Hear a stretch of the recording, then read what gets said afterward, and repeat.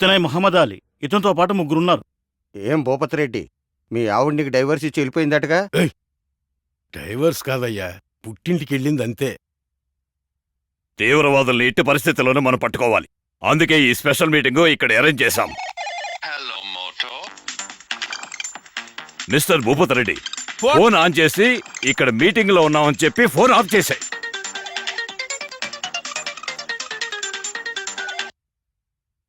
Hello sir, నేను దివ్యని మాట్లాడుతున్నా. ఇదిగో చూడమ్మా, నేను ఒక ముఖ్యమైన మీటింగ్ లో ఉన్నాను. సార్, నేను శక్తిని మాట్లాడుతున్నాను. తమ్ముడు, నేను ఒక ముఖ్యమైన మీటింగ్ లో. సార్, అంతకంటే ముఖ్యమైన విషయం సార్, తాను ఉప్మాలో ఉప్పే లేదు.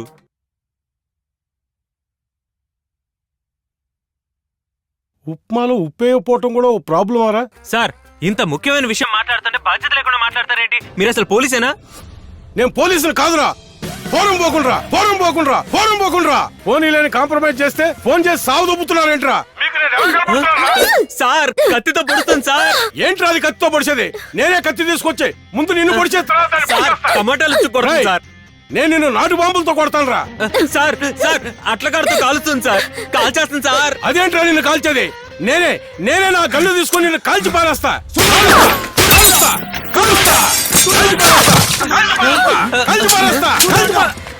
రేయ్, తుపాకులో గుళ్ళు అయిపోయినారా?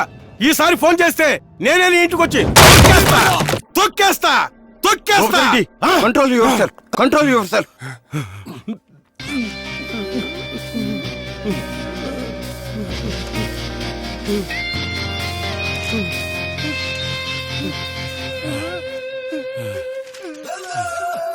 Yes, sir.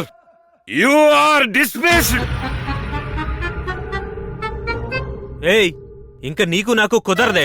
నేను డైరెక్ట్ గా భూపతిరెడ్డి సార్ దగ్గరికి వెళ్ళి నీ మీద కంప్లైంట్ ఇస్తాను. నువ్వేంట్రా నా మీద కంప్లైంట్ ఇచ్చేది? నేనే నీ మీద కంప్లైంట్ ఇస్తా.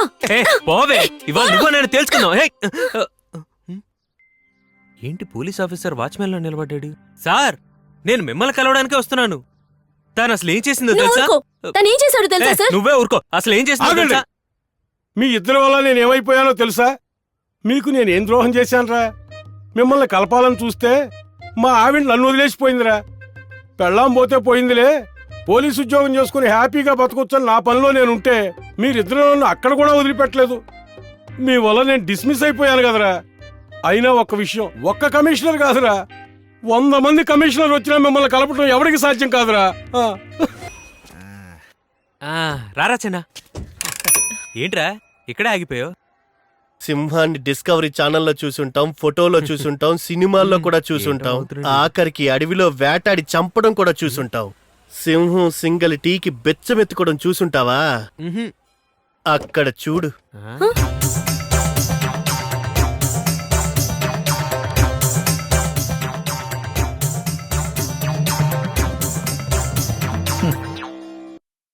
అమ్మా, బిచ్చివేయండి అమ్మా. అయ్యా, బిచ్చివేయండి అయ్యా. 3 పిల్లల గొడవలో తలదొర్చుకోండి. పిచ్చెక్కిపోతాయా? ఏంటి ఆగాడు? బిచ్చివేయరా.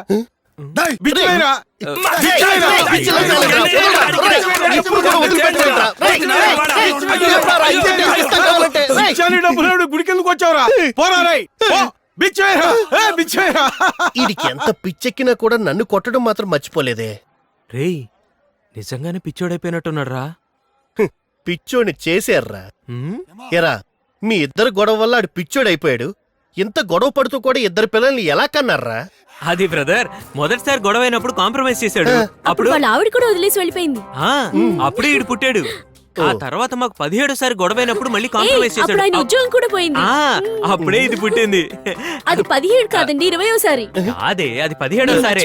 గుర్తెచ్చుకోండి. నేను చెప్తున్నాను కదా, ఇంకొకటికి రెడీ అవుతున్నారు. రేయ్, నేను చెప్పింది వింటావు, తను చెప్పింది వింటావు. అన్నయ్య, మీరు నేను చెప్పింది వింటారా, ఆయన చెప్పింది వింటారా? రేయ్, నేను చెప్పిందే వినాలి. నేను చెప్పింది వినాలి. రేయ్, నేను చెప్పింది రేయ్, పులికెదురుపడ్డ జింక, ముగుడు పిల్లల గొడవలో తలదూర్చిన మనిషి బాగుపడినట్టు చరిత్రలోనే లేదు. దానికి ఉదాహరణ ఆ వెళ్తున్న గుండోడే.